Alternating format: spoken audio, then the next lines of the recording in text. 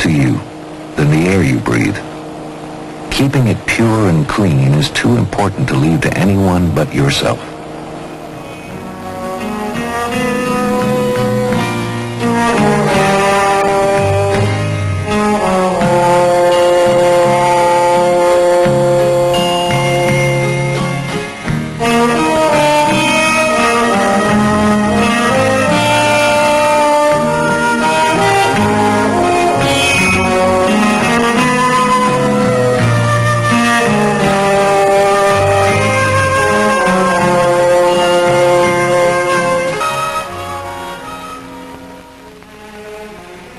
This is our earth, our home, our life. It's a finite thing, a sphere of specific size with certain basic resources distributed around its surface. There's just so much land, so much water, so much air. Yet our very existence depends on them.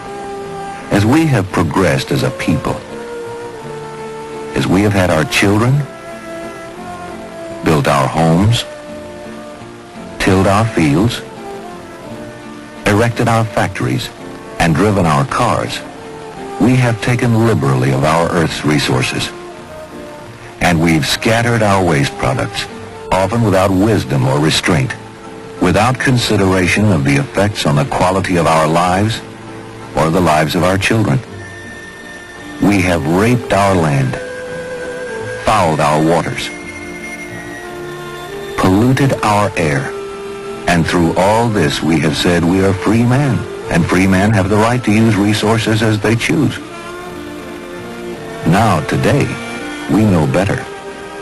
Now, with so much damage done, we're learning the price of negligence. Now we know, at last, that we must stop destroying the resources on which all of life depends. We must end the destruction and restore our environment, our land, and the quality of the air we breathe. Our first belated conservation effort started with the land. Now vast programs are underway to prevent further destruction and to restore what has been destroyed. And now the land has begun to come back. Next, we began to learn what pollution was doing to our rivers and streams and estuaries. We demanded action. And today we're beginning to get it. Of all the threats to our environment, air pollution is the most serious and perhaps the most difficult to solve. There are ways to restore the damaged land. We can purify our drinking water. But we must breathe the air as it comes to us.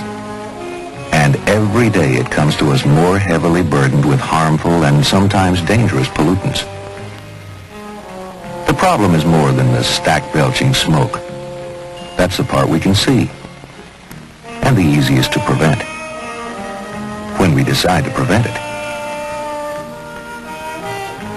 A greater threat is from unseen but highly damaging pollutants that are being pumped into our air by the burning of fuels, by manufacturing and industrial processes, and by generally disposing of the waste products of our civilization.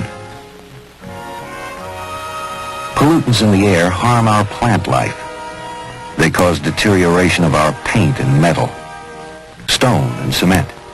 They soil our clothing, draperies, and rugs. But most important of all, air pollution is a greater hazard to our health than most people realize. It contributes to the rising incidence of many diseases: asthma, bronchitis, lung cancer, and emphysema, the fastest growing cause of death in America today. And note this: while the problem is more serious in and around the areas where the pollution originates, it doesn't stop there. Air pollution spreads quickly, moving quietly from place to place. No one is immune. Not the homemaker, not the suburban dweller, certainly not the city dweller.